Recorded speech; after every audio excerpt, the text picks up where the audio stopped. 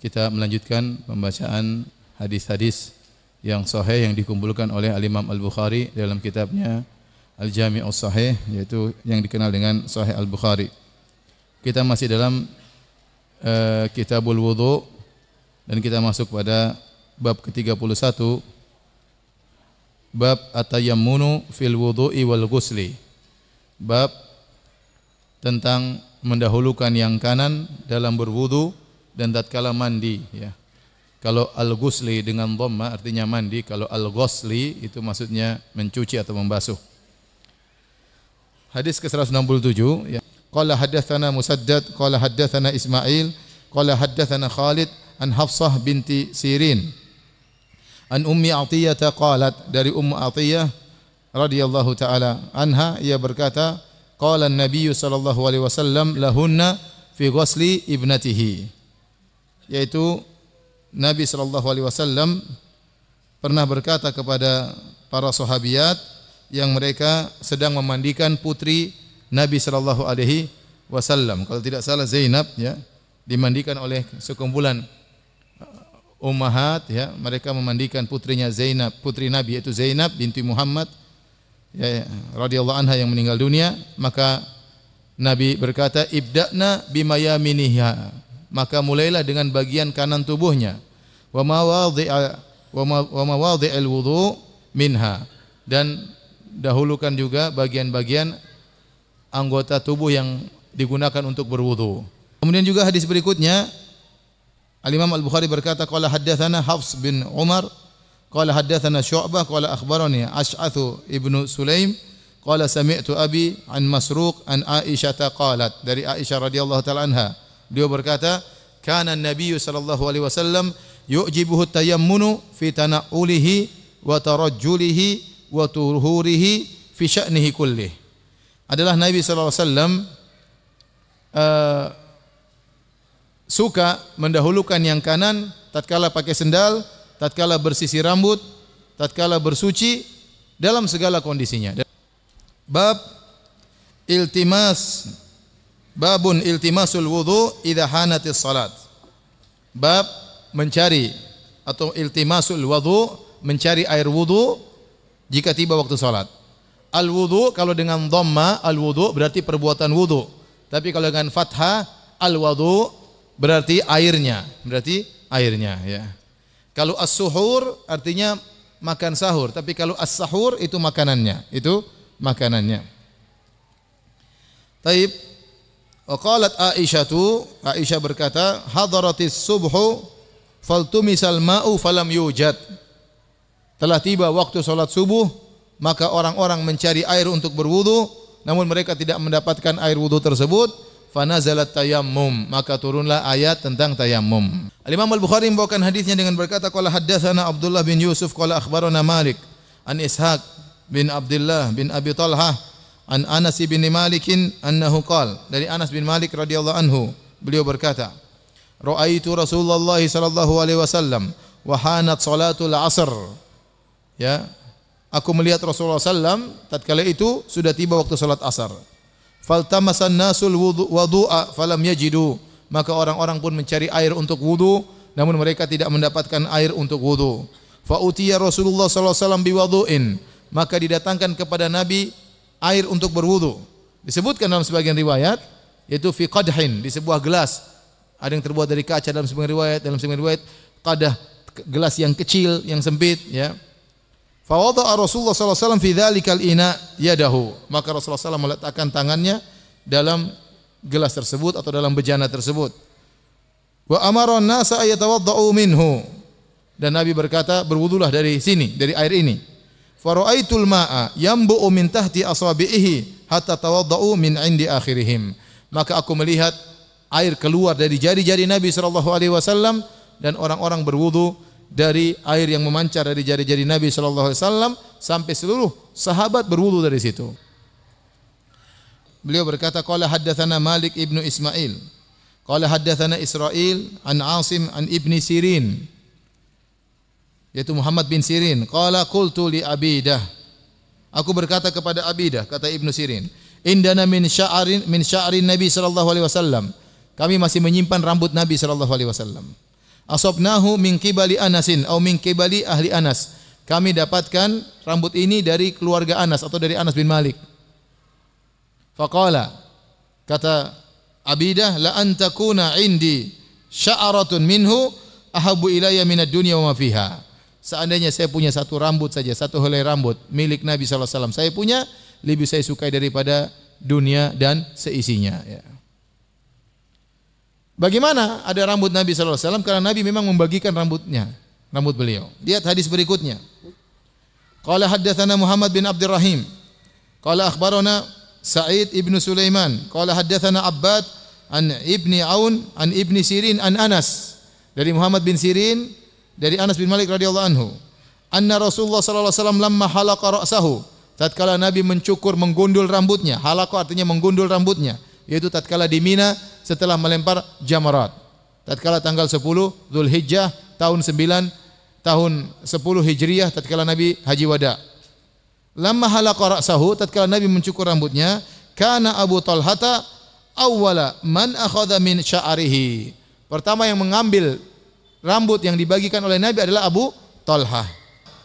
Adalah hadis berikut, hadis 172, kata Imam Al-Bukhari, qala haddatsana Abdullah bin Yusuf an Malik an Abi Zinad anil A'raj an Abi Hurairah qala, dari Abu Hurairah radhiyallahu anhu beliau berkata, inna Rasulullah sallallahu alaihi wasallam qala, bahwasanya Rasulullah sallallahu bersabda, idza syaribal kalbu fi ina'i ahadikum falyaksilhu sab'an. Jika anjing minum dari bejana salah seorang dari kalian, maka hendaknya dia mencucinya 7 kali. Kita lanjutkan hadis berikutnya. Hadis nomor 173.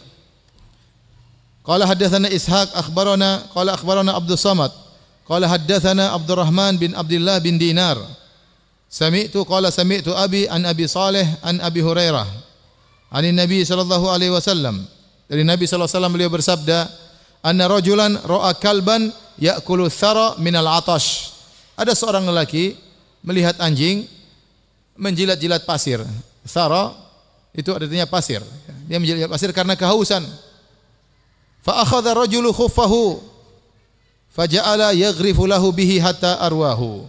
Maka lelaki tersebut membuka sepatunya dia, lalu dia mengambil air dengan sepatunya, dia basahkan sepatunya, dia ambil air, kemudian dia beri minum kepada anjing tersebut. Fasyakarallahu lahu fa adkhalahul jannah. Maka Allah Subhanahu wa taala membalas kebaikannya, kemudian Allah mengampuni dosa-dosa orang ini dan memasukkannya dalam surga. Nomor 174. Kata Imam Al-Bukhari, wa qala Ahmad bin Syabib qala haddatsana Abi an Yunus an Ibni Syihab qala haddatsani Hamzatu ibnu Abdullah an abihi qala kanatil kilabu. Dari Ibnu Umar beliau berkata, kanatil kilabu tuqbilu wa tudbiru fil masjid fi zamani Rasulillah sallallahu alaihi wasallam. Adalah anjing-anjing dahulu, mereka masuk dan keluar, yaitu mondar-mandir di Masjid Nabawi di zaman Rasulullah sallallahu alaihi wasallam. Falam yakunu yarushuna syai'an min dzalik, dan para sahabat sama sekali tidak memercikkan air di tempat-tempat lewat anjing tersebut sama sekali. Hadis 175. Qala haddatsana Hafs bin Umar qala haddatsana Syu'bah an Ibni Abi Safar an Sya'bi an Adi bin Hatim. Adi bin Hatim dari At-Tai, ya. At-Tai, ya, sekarang tempatnya namanya Ha'il, ya. Jadi daerah Jabal Tai, ya. Kira-kira 800 km dari kota Mekah, ya. Qala sa'altu Nabi sallallahu alaihi wasallam, aku bertanya kepada Nabi sallallahu alaihi wasallam. Faqal, kemudian Nabi berkata, idza arsalta kalbakal muallama faqatala faqul. Jika engkau melepaskan anjingmu yang sudah kau ajari, kemudian dia berhasil membunuh hewan buruan, kemudian dia biarkan, maka makanlah dari hasil buruannya. Wa idza akala fala ta'kul. Jika ternyata dia berburu, lantas dia makan sebagian daging dari hasil buruannya, maka jangan kau makan, jadi haram. Fa inna ma amsakahu ala nafsihi.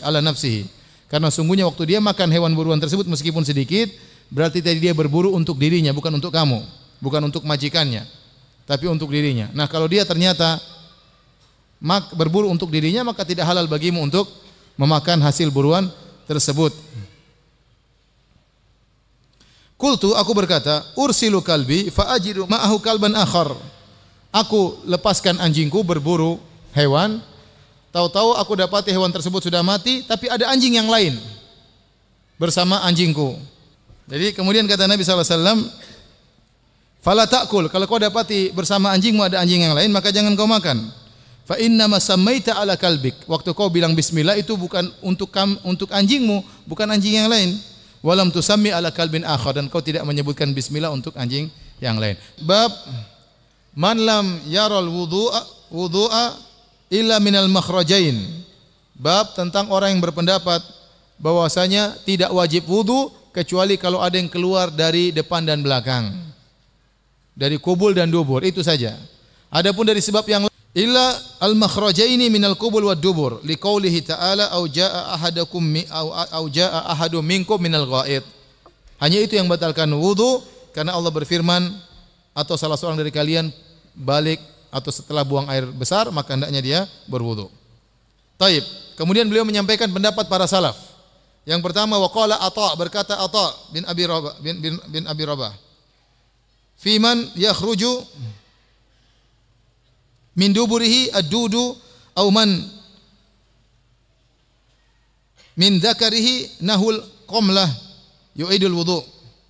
Atha berpendapat bahwasanya kalau seorang dari duburnya keluar cacing, maka dia harus wajib wudu, karena ini keluar dari belakang. Pokoknya yang keluar dari depan dari belakang maka membuat wajib wudu, meskipun dia bukan kotoran, bukan kotoran. Kemudian demikian juga kalau ada sampai semacam binatang keluar dari zakar seseorang karena dia terkena penyakit, keluar binatang dari zakarnya, maka dia juga wajib apa? Wudu. Ini pendapat. Kata Atha, dia harus mengulangi wudunya. Adapun Jabir bin Abdullah radhiyallahu anhu, beliau berkata, "Idza dhahika fi sholati a'adda sholata wa lam yu'idil wudu." Jabir berkata, kalau seorang tertawa dalam salat, maka batal solatnya, dia harus ulangi solatnya, tetapi wudunya tidak batal. Seakan-akan dia berkata tertawa tidak membatalkan apa? Wudu. Wa qala Al-Hasan Al-Basri tabi'in berkata, in akhadha min sya'rihi wa adhfarihi aw khala'a khuffaihi fala wudu'a alaihi. Kata Al-Hasan, kalau seorang mencukur rambutnya tidak batal wudu. Kalau seorang memotong kukunya tidak batal wudu. Kalau seorang setelah berwudu kemudian pakai khuf, kemudian khufnya dia buka, wudunya pun tidak batal. Wudunya pun tidak batal setelah dia mengusap khuf. Dia mengusap khuf, kemudian dia salat, kemudian setelah salat dia buka khufnya, wudunya tidak batal. Ini masalah khilaf. Sebenarnya mengatakan tatkala seorang berwudu kemudian dia batal berwudu, kemudian dia pakai khuf, kemudian dia batal, maka dia boleh tatkala berwudu mengusap khuf. Sehingga khuf itu pengganti kaki. Nah, kalau di tengah jalan dia buka khufnya, berarti batal. Karena pengganti kakinya lepas akan-akan. Ya. Adapun Hasan mengatakan tidak batal. Wa qala Abu Hurairah la wudu'a illa min hadath. Kata Abu Hurairah tidak ada wudu, tidak wajib wudu kecuali karena hadath.